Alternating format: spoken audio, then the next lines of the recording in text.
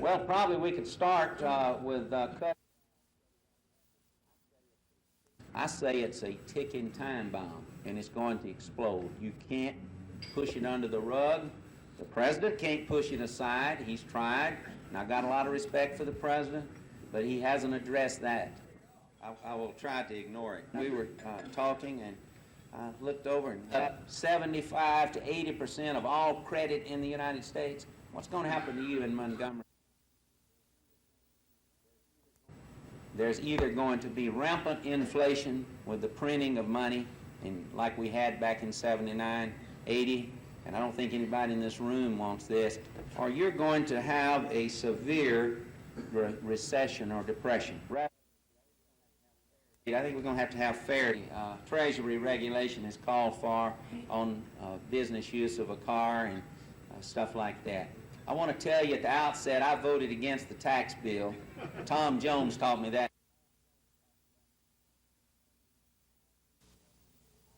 You know, we in the House, we in the Senate, maybe the executive office. Yes, sir. Which specific federal program? I think there is waste, obviously fraud, in any budget that's dealing with $1 trillion. And that's what we've spent on defense in the last 4 years. And the Justice Department now is investigating several big contractors, including General Dynamics, the largest one in the country, on using inferior steel, shoddy workmanship, and so forth in some of our most.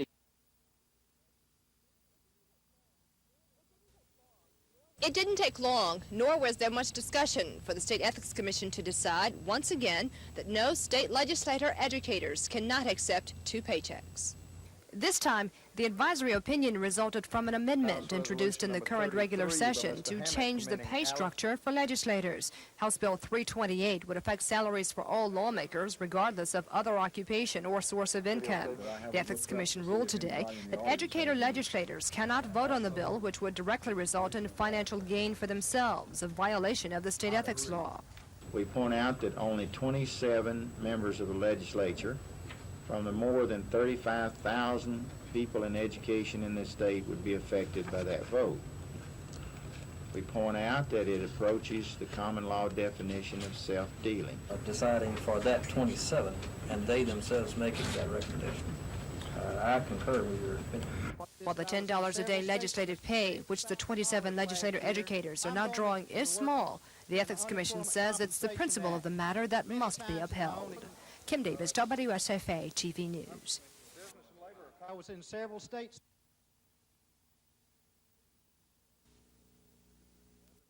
District Attorney Evans told the Civitan members the scales of justice are weighted in favor of the criminal. He also criticized the choice of inmates on the state work release program, citing a recent attack on an elderly woman.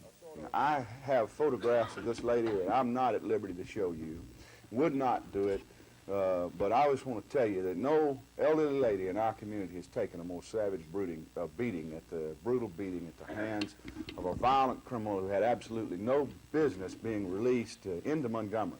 The district attorney of Tuscaloosa County, where this man was convicted, warned the Board of Corrections, wrote letters to him, and put him on advance notice that he, Mr. Freeman, Charles Freeman, personally objected to the release of this individual, and he was unheeded. And those decision makers out there who made the decision that this lady was expendable for that program, they are directly responsible for what happened to her. District Attorney Evans is one in a long line of law enforcement officials critical of the work release program since the beating in January. This is Norman Lumpkin, WSFA TV News reporting.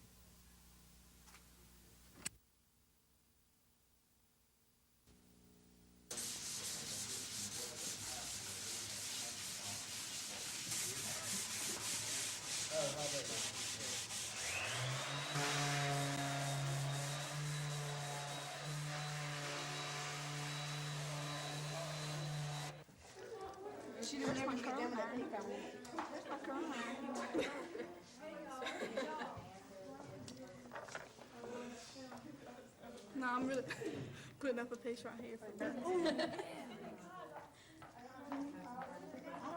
you made me do. See that? I cut myself.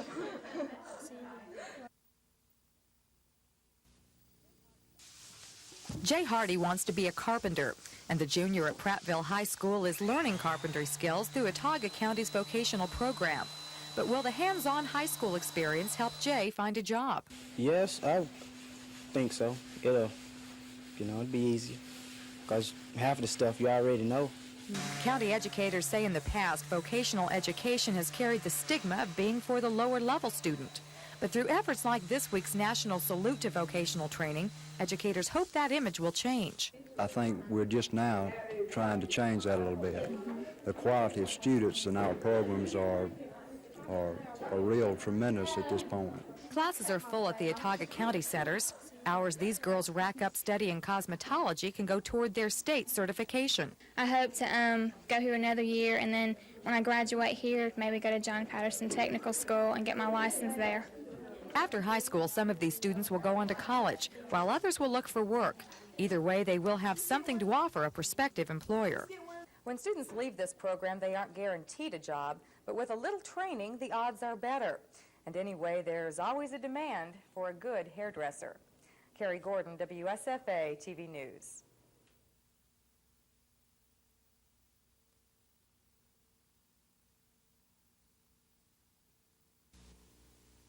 Or divide the supersedious, which will result in a residential rate. We have 12 months. Back to the August date when we did file that case before the revenues will reflect. We're going to sit on our proposal. We think it's a reasonable proposal. We have done what the company requested, is take a hard look at the figures. We think the figures are fair to the ratepayer and to the company, and we're going to hold real firm. Right now, there's no way that we can earn a decent return in 1985 if we have to make the kind of refunds they talked about in addition to cutting the rates. We are willing to take a look at some type of refund, some type of rate reduction, but we just feel that that goes far beyond what we're able to agree with.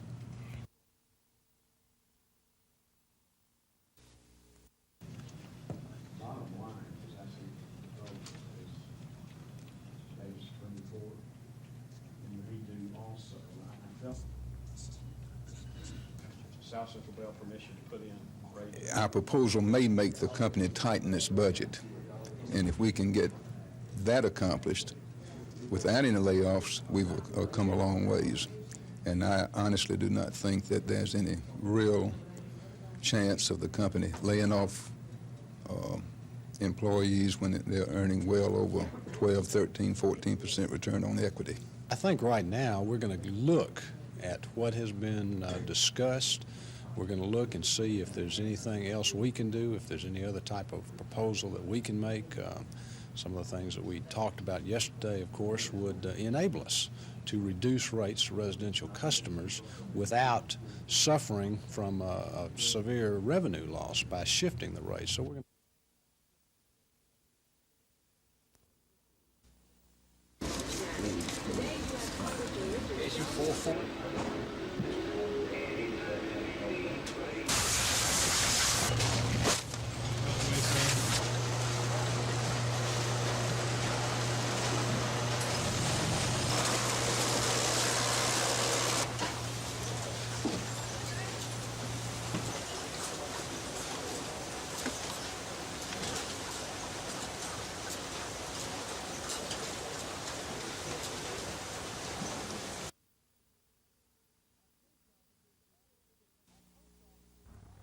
At post offices all over the country, they're gearing up for the big change, saying goodbye to the old 20-cent stamps and hello to the new 22-cent stamps. Those are 20 of the new D-Series 22-cent stamps. Oh, okay, and effective Sunday. It's coming Sunday. The 2-cent rate increase will go into effect Sunday. Post offices are already selling unmarked D-Series stamps. They cost 22 cents and will be used during the changeover. But Montgomery Postmaster Don DeAndrea says the change won't be difficult. Well, it causes us some problems at the windows. Of course, some people will want to ask questions about rates and so forth, but as far as buying stamps and getting the stamps at the windows, there's plenty available. It will also cost more to mail postcards and packages starting Sunday. But if the increases bother you, take heart. The United States still has some of the lowest postal rates in the world. The whole changeover will take about 3 months. Then it will be back to business as usual for the post office. Tom Foreman, WSFA TV News.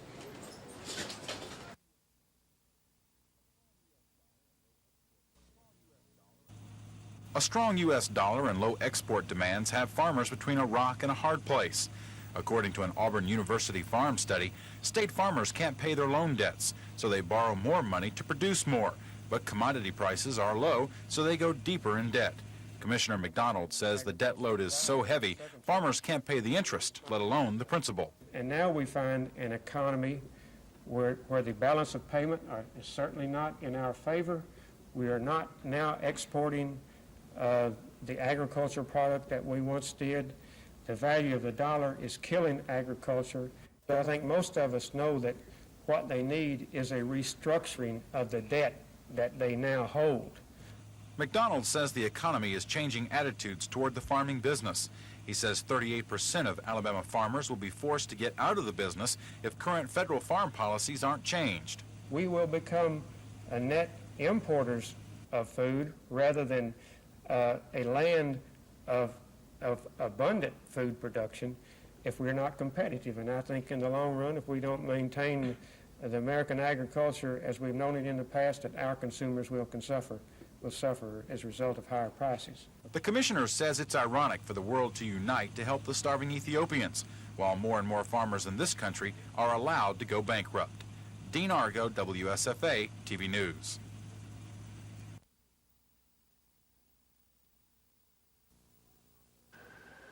The helicopter lost altitude, came in over these trees, and then slid and crashed into the front of this farming equipment shed.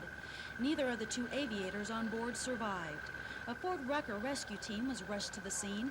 They're investigating the crash, but for now, they still don't know what caused it. A witness heard the helicopter flying by her house. She says its engine didn't sound normal, and she could tell just by the sound it was having problems. Military authorities say the chopper was an A-1 Cobra, assigned to the Army Developmental Test Activity Program, and was ironically on a test mission, checking the aircraft's flying capabilities when it crashed about 10 this morning. It's their mission to test components, and I know that that's what they were doing on this aircraft. We test aircraft, we test components for wear and serviceability to see how long they last, to see if we should have different type of parts on the aircraft, and that's what this aircraft was out doing. Late this afternoon, Fort Rucker officials identified the victims as 26-year-old Captain Tim Jensen and 34-year-old First Lieutenant Carrie Beavers. Both men lived in Enterprise and both were stationed at Rucker. Christy Steves, WSFA TV News, Crenshaw County.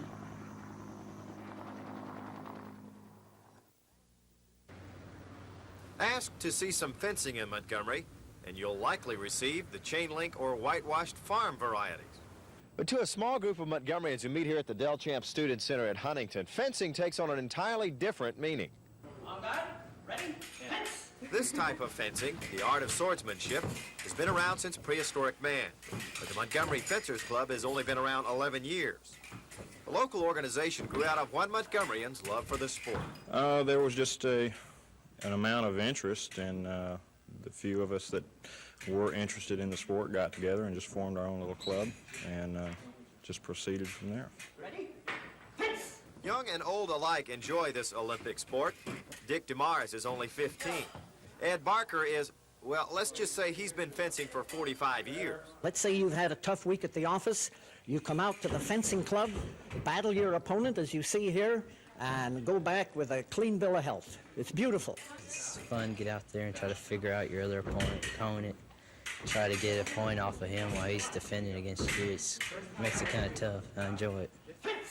Look closely and you'll see these are not masked men, but masked women. The Montgomery Fencers Club is not a male members-only organization. Basically, in today's world, men still expect women to kind of lay back a little bit. And in fencing, it's a one-on-one thing. In a team bout, a woman has the same chance as a man does to help her team take the title.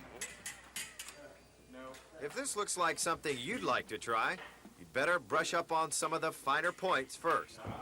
Accidents can be hazardous to your health. Dave Cody, WSFA TV Sports.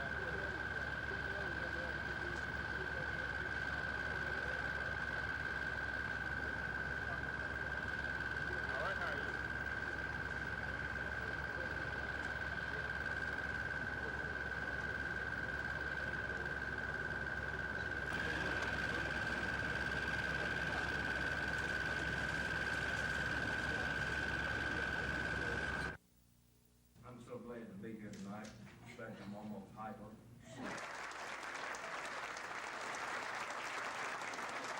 Ladies and gentlemen, please welcome Kim and Amy.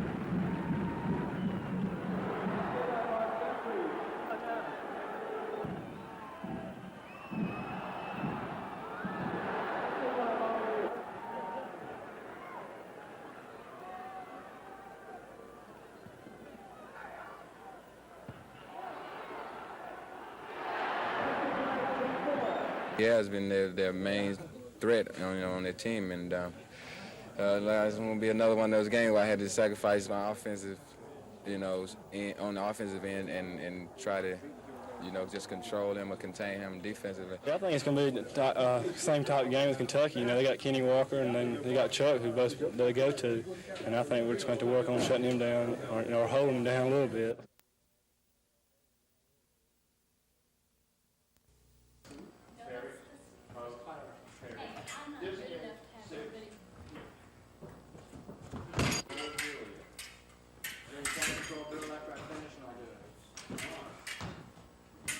We're expecting fencers from all over the state, possibly even Mississippi. We're expecting somewhere around 40 to 50 competitors totally between men's and women's events, and then we're also having an event for the novices, people just new to the sport.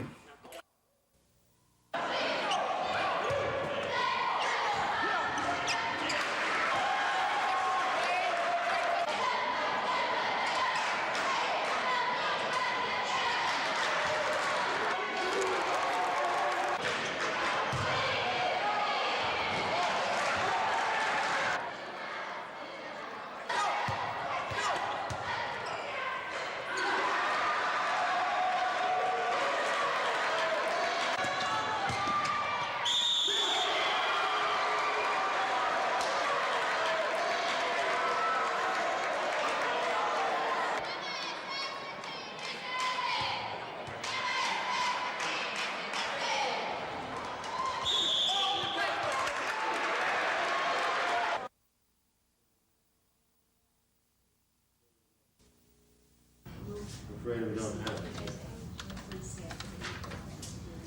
Sorry.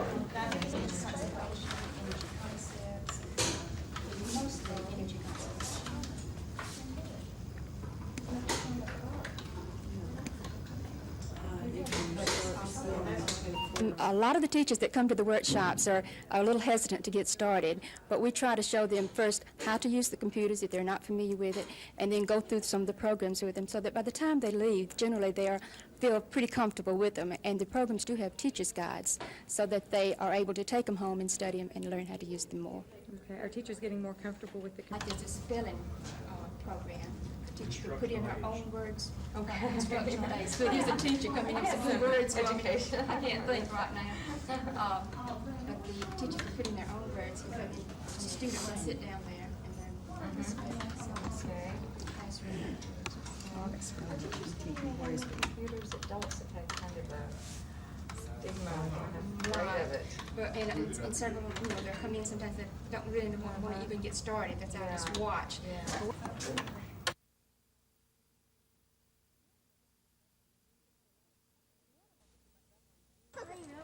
The animals at the Montgomery Zoo had a lot of company today. The 10th annual Zoo Weekend drew a good crowd considering the chilly weather. During these once-a-year special days, admission to the zoo is only 50 cents. The folks who took advantage of the discount found games and a number of celebrities, including Jim Fowler of Wild Kingdom fame.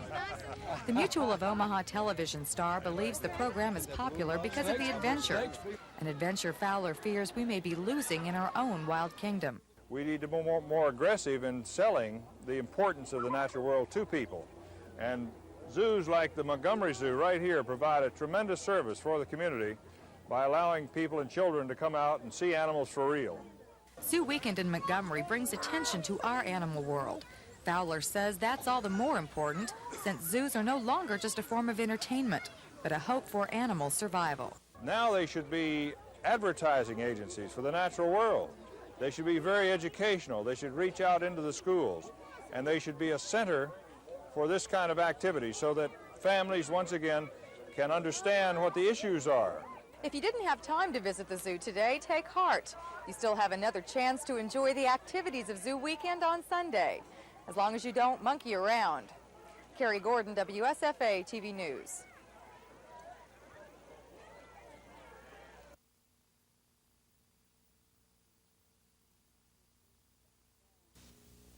We're pleased about that.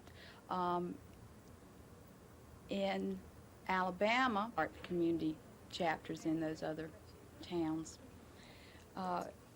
or their religious beliefs. Very specific. In the course of a year, we work on over 5,000 individual cases like that where we have the names but there are also many cases, such as when the Solidarity arrest occurred, where there were so many names that we didn't even have all the names. There's so many imprisonments in the Soviet Union, we don't know. Recent amnesty activity, ways in which people can help on the information that we get.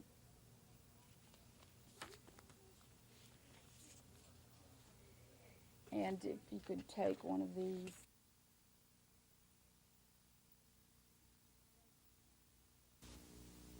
Plus the fact is that your junior colleges are more conveniently located. And says this gentleman wanted to know, who is that nun y'all got down there?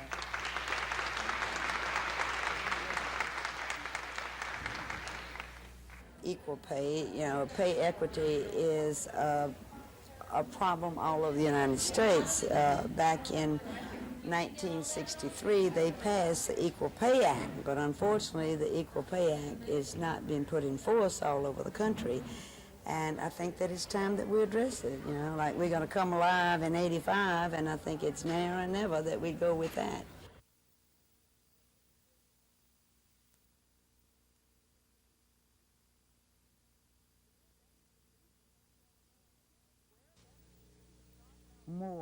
Where better to meet and talk about legislation than in the House chamber of the state capitol?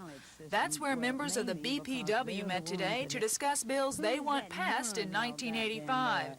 They're asking for a law guaranteeing equal pay for equal work and a bill providing for a $1,500 exemption for the head of the household on the state income tax. When a person loses their spouse or they have never had one, they still have the same expenses in maintaining a household as those that have them, and we feel that it's only fair that those individuals be given that consideration that now is given by the federal government on federal income tax. BPW members believe State Senator Sister Strong will be behind much of the legislation they are supporting, and today they honored her with the Women in Government Award. That it is nothing any more gratifying than to be honored by your peers. And I thank you very much. Strong asked her peers today for their support in a bill increasing funding for the state's Displaced Homemakers program. This takes people who have not been in the workplace ever before, or either some that were in the workplace but for different reasons, maybe marriage,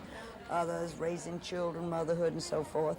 They have not been in the workplace, and this takes them and it trains some, it retrains others, and it puts them back into the workplace.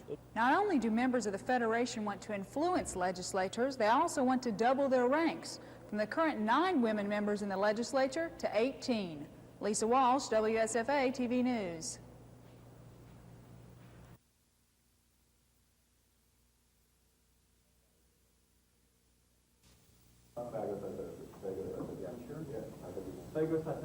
Sorry, reproduction without being corrected at 3 points.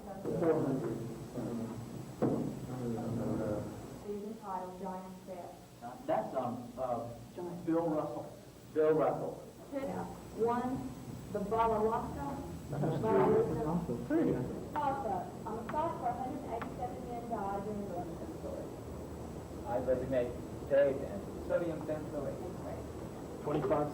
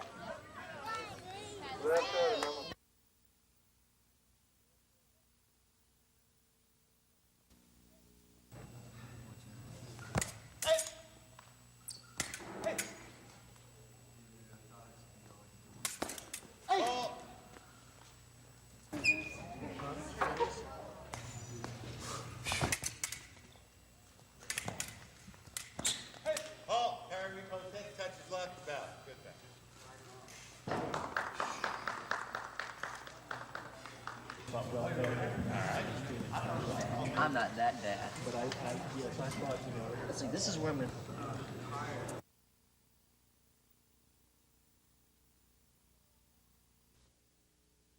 We went on down and we had those chickens, and I'm just thankful for Brother Oliver because he has these pills. If you are wealthy, you have a responsibility to look out for the one who is less fortunate than you. And that does not, again, I say, does not mean taking money out of your pocket and giving it to someone. But it means trying to set up a system so that person can provide for that person's self. Amen. Martin Luther King Jr., that's basically what he was about. When you leave here this evening, you ought to be looking for someone to help.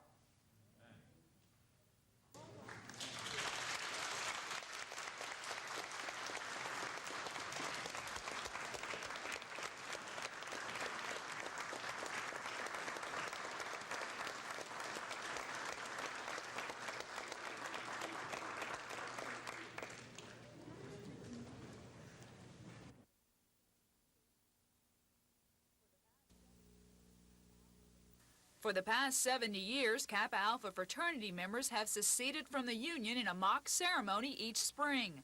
Their fraternity house is draped with a Confederate flag, KAs dress as Confederate soldiers, and their dates dress as Southern belles. Then they parade down College Street in a celebration known as Old South.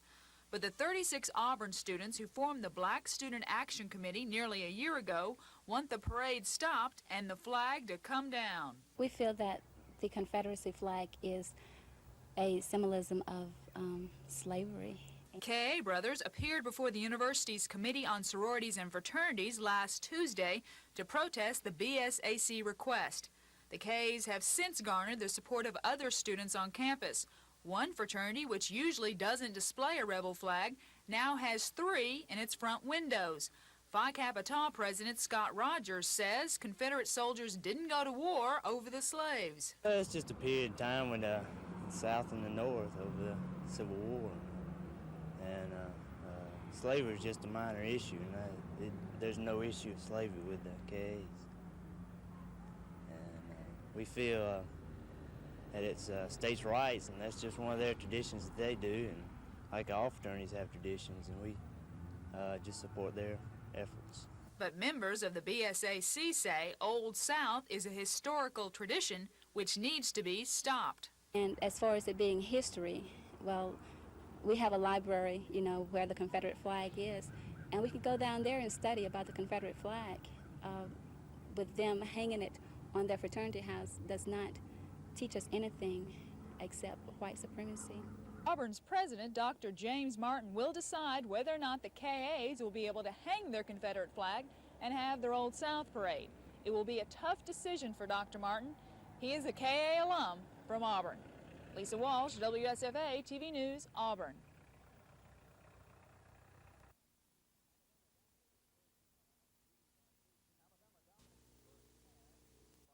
Alabama dominated the first half, leading by 13 points with 4:46 remaining and by 31-25 at intermission. Bama's Buck Johnson scored 13 points in the first half as the Tide outshot Auburn from the floor 46% to 31%. Chuck Person, who had a game-high 36 points, led Auburn's comeback in the second half by scoring 16 points during one 12-minute stretch. The Tigers took a 62-60 lead with 29 seconds left, but Jim Farmer hit a 13-footer to put the game in overtime. In the first OT, Auburn held a 4-point advantage until Bobby Lee Hurt scored 2 straight baskets to tie it at 66. Auburn's Frank Ford missed his shot at the buzzer to bring on the second overtime period. Terry Connor hit 2 foul shots with 55 seconds remaining to give Alabama a 72-70 lead. Then, with 7 seconds left, Mark Godfrey hit 2 more free throws to ice the victory 74-70. Person's basket at the buzzer made it 74-72. Alabama improves their record to 15-8 overall and 7-7 in the SEC. The loss dropped Auburn's season mark to 14-9 and 6-8 in the conference.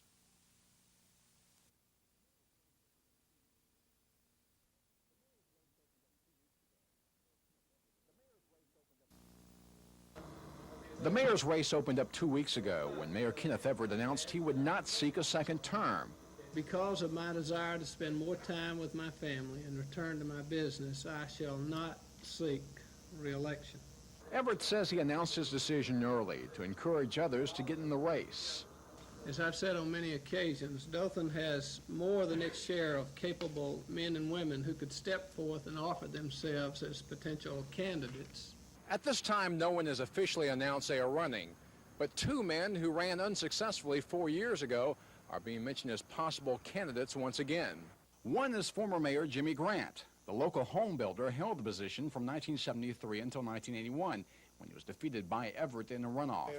The other is service station owner Crit Snellgrove, an unsuccessful candidate in 1977 and 1981. Dothan's only black city commissioner says he's considering running. John Glanton is now serving his 4th term on the commission. Another man who's considering running is former state representative Larry Register, a local realtor who now serves on the Dothan Board of Education. While the list of candidates is still up in the air, political observers say one thing's for certain. This will be a very interesting election year in the city of Dothan. Cal Calloway, WSFA TV News, Dothan.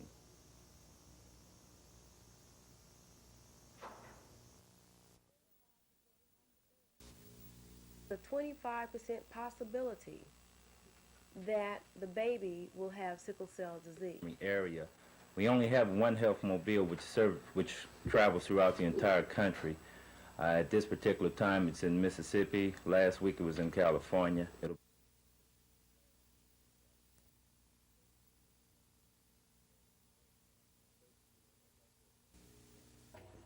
Basically, as I said before, the bus does travel and it does give these services to communities throughout the country. Very often, our test, which is analyzed through a process called electrophoresis, will pick up any one of 150 abnormal hemoglobins. Unfortunately, the larger community only believes that this test is just for black people and it will only pick up sickle cell anemia. But the hemoglobin screening test will pick up any one of 150 abnormal hemoglobins. So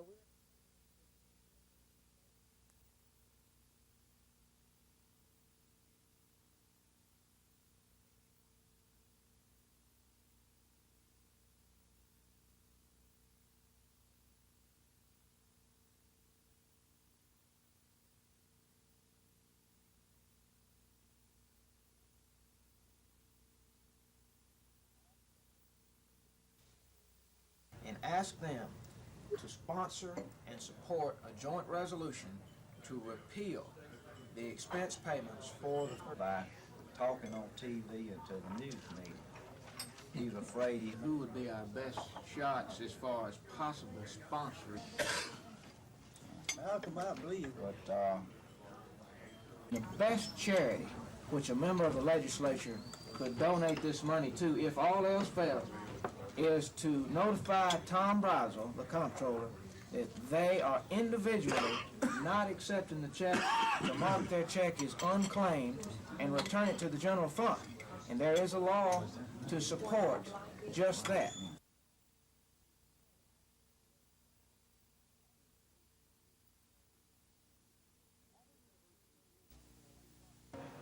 Auburn University's new microelectronics center is considered one of the best in the nation. School officials say only a few other universities have such a laboratory, and that's just one reason industry leaders are now looking to Auburn for research facilities. Today, the school took an even bigger jump into the high-tech world, signing a $640,000 contract for microelectronics research. The 3-year program is funded by a group of private manufacturers. It will focus on developing ways to connect microscopic silicon chips to each other and to the various systems they must work in, a process called packaging.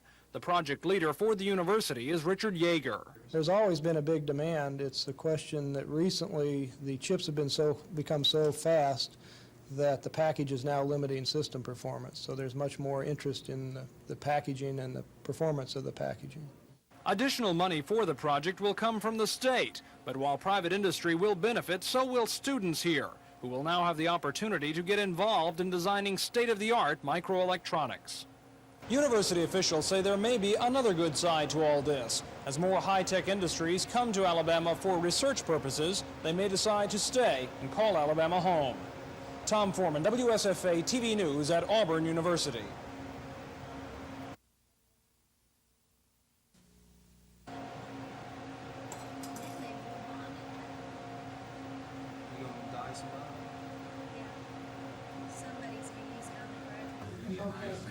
Congratulations. Nice to have you. You won something.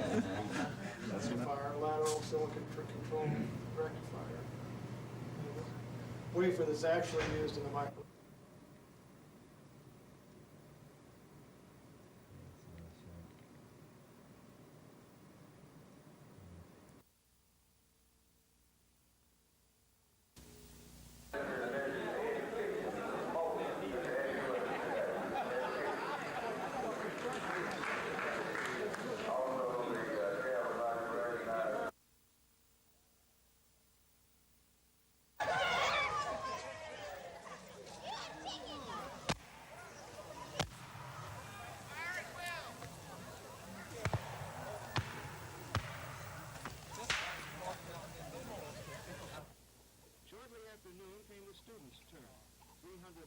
Of them, mostly teenagers, in groups of 5 to avoid violating the city parade ordinance. They walked quietly to the courthouse, then formed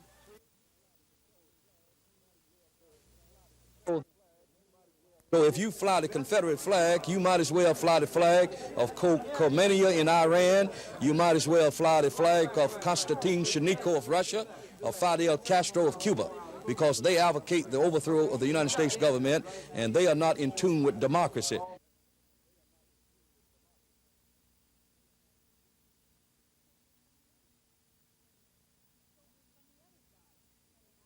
Soldiers from the other side, and in Alabama, that means the Yankees. Confederate soldiers had to turn in their powder gray for federal.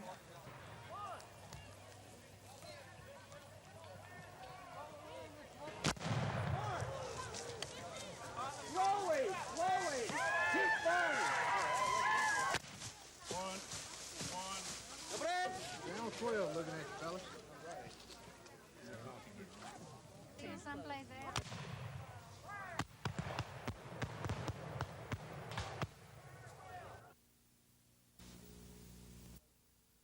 My first reaction is the statement is really ludicrous.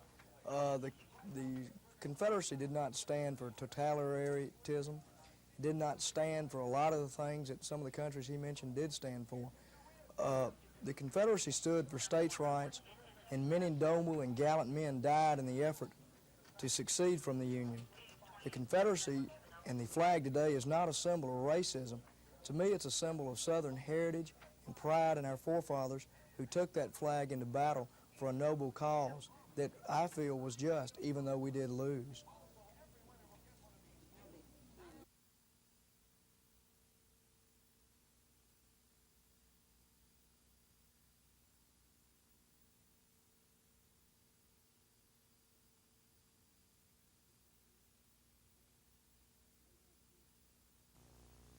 Agencies as well as the Department of Justice. We have very effectively coordinated efforts, and there's no question that drug dealing gets us right into the heart of organized crime in a hurry, because drug dealing brings more money to the criminal element of this country than any other single law source of revenue. With 600 pounds of pure cocaine, well, it wasn't quite.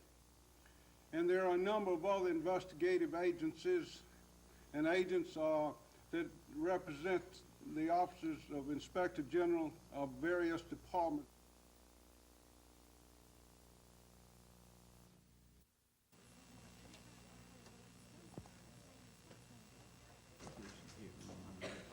Wanted to go on and fund it now at this point. Those monies will build a trust. A determination of what was act. Yeah, please, sir. We had Ziegler and the committee plotted strategy. We encourage the citizens to contact their state representatives and their state senators and ask them to sponsor and support a joint resolution to repeal the expense payments for the 13-day holiday recess. If the first plan doesn't work, Ziegler says lawmakers could all turn their checks over to the general fund voluntarily. I think charity begins at home, and the best charity which a member of the legislature could donate this money to, if all else fails, is to notify Tom Brazel, the comptroller, that they are individually not accepting the check, to mark their check is unclaimed, and return it to the general fund. This case isn't close to being over. Ziegler and his attorney are filing a request for a rehearing before the court, and that should keep the case churning for at least another 2 to 3 weeks. Gina Gregory, WSFA TV News.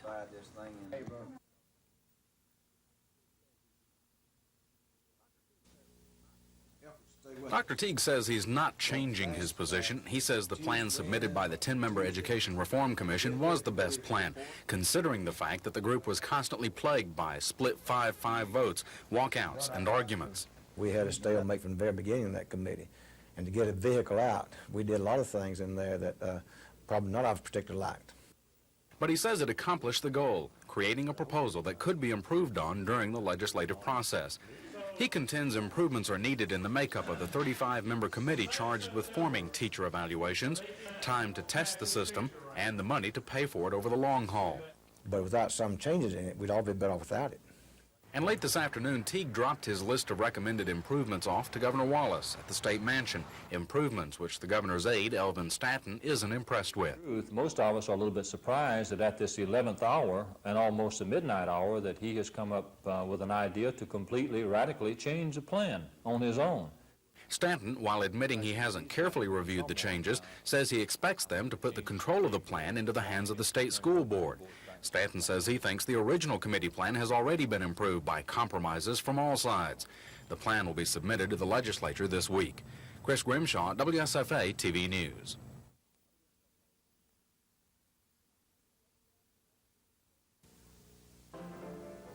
Tonight at Dexter Avenue Baptist Church, the Metro Montgomery branch of the NAACP celebrated its 76th anniversary. And while upstairs they honored the local chapter of the nation's oldest and largest civil rights organization, downstairs a group gathered to discuss the reenactment of the historic Selma to Montgomery March of 1965, which paved the way for civil rights in this country.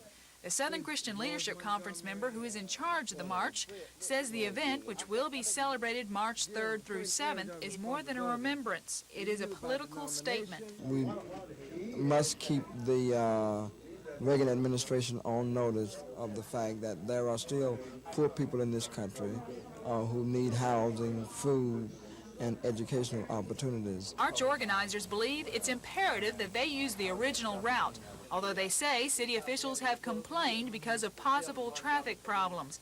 However, Councilman Mark Gilmore believes on Wednesday the City Council will pass a resolution allowing marchers to walk in King's footsteps. The city now is at grace. Everybody's at peace and harmony, and we hope to keep the city at peace and harmony. And we as folk, black elected officials of this city, will go to the mayor and seek that we might march the original route to avoid any kind of trouble. We shall overcome someday. Lisa Walsh, WSFA TV News.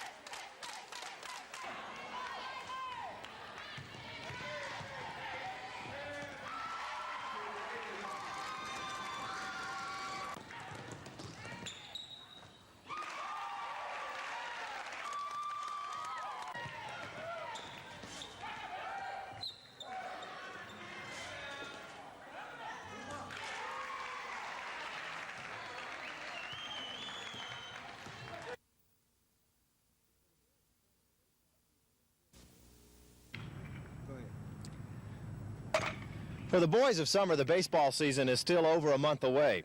But for the boys of spring, it's here. And here at Huntington, the Hawks are gearing up for their season opener on Wednesday. The Hawks were 34-22 a year ago after being shot down in the championship game of the district tournament. The Hawks are back on their feet, and on the strength of an outstanding recruiting year, a seasoned pitching staff, and an overall veteran team could fly even further in 1985. We're new in the infield at two positions, second and third base, and anytime you make moves in the infield, it's critical for the development of the ball team. Coach Schartzer brought in JUCO transfers David Beasley and Darrell Richardson to plug the holes in the infield. Richardson, a second baseman, batted a hefty .469 at Faulkner State in Bay Minette. We got a good team as far as depth, and that's the major part of a good ball team.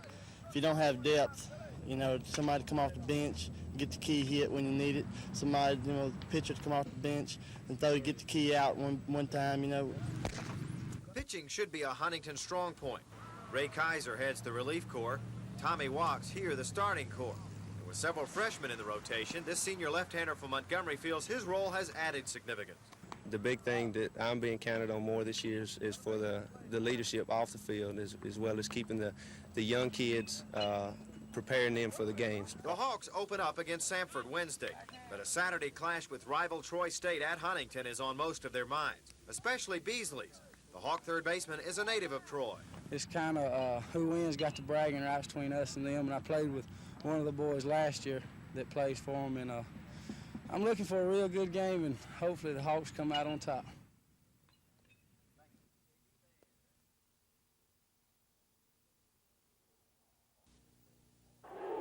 Auburn had trailed all the way till the hot shooting of Chuck Person gave them a 2-point lead late in the game. Person was deadly from the outside in the late going, finishing with 36 points.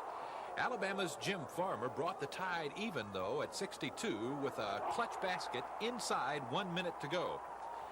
Auburn had final shots at the end of regulation and the first overtime, but great Alabama defense, particularly inside, denied Auburn a good shot on either occasion. Gerald White had to shoot from way out at the end of regulation. Frank Ford's shot as time ran out in the first overtime was little better. It was just superb defense by Alabama. The Tide then won it at the line in the second overtime. Terry Connor's free throws to give Alabama a 72-70 lead, and Mark Gottfried's to ice it with 7 seconds to go. Auburn must now win its final 4 games to avoid playing in the preliminary round of the SEC tournament.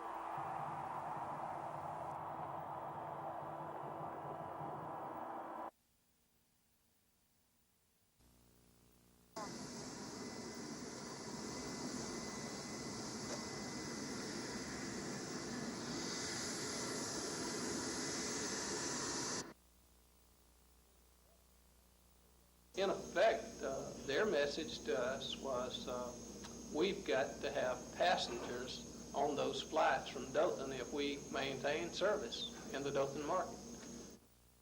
Each month has a different theme, this being Black History Month. I've known this, the city is motion in a second. This is the location where Albertsons presently is. Bruno's has bought the Albertsons.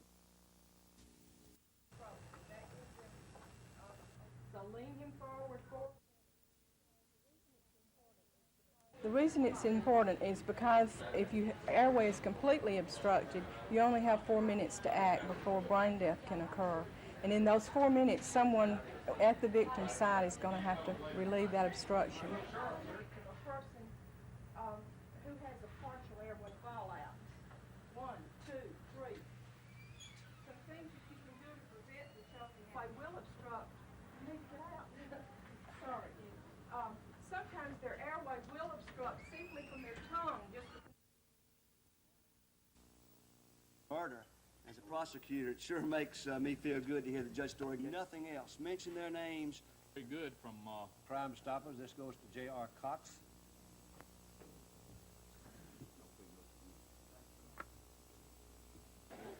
Table that need to be passed. If you will, if you're on the end of it.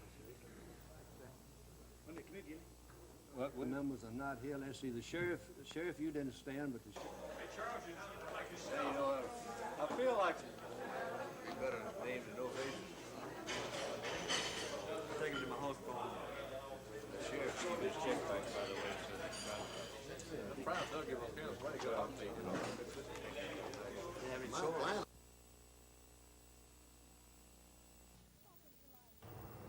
Welcome to Lineville, Alabama, where there is a such thing as the perfect family. In the small town in Clay County, population 2,257, 22 of that total belongs to Samuel and Betty Jo Hardy. Careful when driving by. Like the sign says, slow, children playing, at least 18. 15 girls and 7 boys. No twins. All healthy, all happy. You have to see it to believe it. The trouble is, not many people do. I said, I be trying to explain thing, but don't nobody believe. You know, they say they believe it, but they just want to come, you know, see for themselves, you know. So they come, they still don't want to believe it, so I don't know. That's Mother Hardy, who at 41 and with so much energy and love for her kids, has had a child about every 11 months, ever since she was 15. Went on to 20. I said, well, I know I'm through now. Went on to 21. I said, well, I know I'm through now. Went on to 22. I said, no more. After 22, you said no? No more, no more. No more. 15 wasn't enough? I don't reckon it was. All in all, there are 25 mouths to feed. Food stamps, which is the only government assistance the family receives, help buy about $150 worth of groceries a week. As for clothes, well, Mother Hardy washes 3 to 4 loads a day, and there's enough for everyone. Her kids chip in to help manage the 8-room house, including 4 bedrooms, which sleeps about 4 to a bed. You all are not a wealthy family by any means. You know we ain't got nothing but love. That's all we got is love. It is an understatement to say that there's never a dull moment here at the Hardy camp.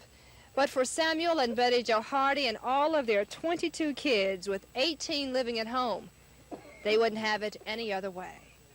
Kim Davis, WSFA TV News in Lineville.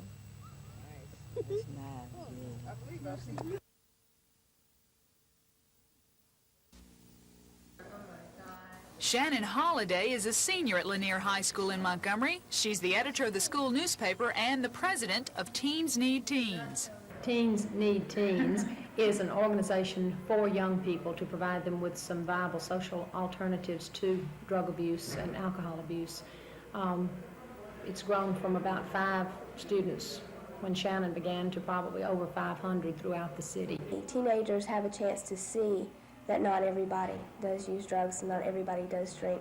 And it's, there's been a need for something like this for a long time because teens that don't feel they're the only ones, that they feel really alone in the world. And it gives them a place to belong. Shannon was chosen by the National Federation of Parents for Drug-Free Youth to help form their spin-off group for students. The teenagers will meet with Mrs. Reagan Friday to exchange ideas about her campaign against drugs. Drugs. The only way to stop abusing them is to stop using them. While in Washington, the students will establish a federation, which will serve as an umbrella group for the thousands of student anti-drug groups which have sprung up around the country. Lisa Walsh, WSFA TV News.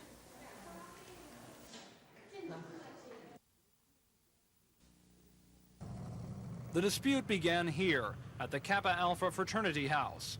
For years, the fraternity has periodically displayed a huge Confederate battle flag. Each spring, fraternity members dress up as Confederate soldiers in what they call their Old South celebration. But this year, a black student action group took exception to the 70-year-old tradition and formally asked the university to see that both the flag and the Old South observance are stopped. Today, university officials said student groups can display flags, which are no larger than 5 by 7 feet and are flown from a flagpole. As to the bigger issue about continuing the Old South observance, that's been referred to a new student committee on human relations. The two groups involved, the Black Student Action Group and the fraternity, issued a joint statement saying the decision is a start toward a solution of the problem. But privately, Kappa Alpha Vice President Mike Mathis said the current dispute should have never gone on this far. I think it was a mistake by Auburn University to let it go as far as it did, that it should have been handled at the time it came up, and then there should have been a decision made instead of drawn out like it has been. In the long run, some say it is the university that will lose in this whole dispute, that while there were some racial tensions before, now they're worse than they've been in many years. Tom Foreman, WSFA TV News at Auburn University.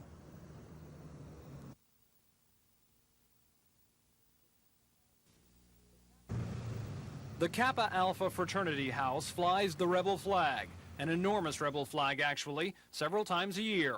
In addition, each spring, fraternity members dress as Confederate soldiers in what they call their Old South celebration. But this year, a black student group said it's time to stop the flag raising and the Old South Party. Today, school officials gave their opinion. Students can fly any flag they want, but only on a flagpole and no bigger than 5 by 7 feet. As for the bigger issue of what will happen to the Old South celebration, they left that up to a new Student Human Relations Committee. The fraternity and the Black Students Group officially say all this is a beginning towards solving the problem. But privately, some say the university waited too long to issue an opinion, and now rebel flags are flying everywhere. In the long run, some say it is the university that will lose in this whole dispute, that while there were some racial tensions before, now they're worse than they've been in many years. Tom Foreman, WSFA TV News at Auburn University.